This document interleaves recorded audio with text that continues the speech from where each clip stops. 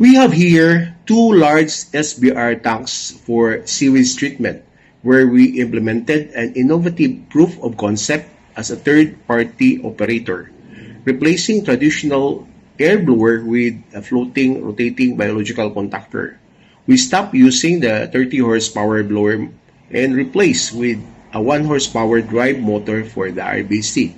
Initially, our only goal was to reduce sludge handling, a common challenge in the SBR system. However, the result exceeded expectations.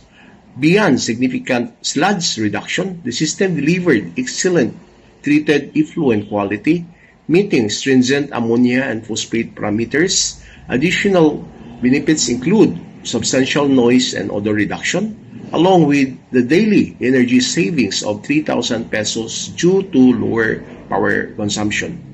We call this breakthrough hybrid sequencing batch floating rotating biological contactor, or SBF-RBC. If you are struggling with your SBR inefficiencies or high third-party operating costs, this is your solution.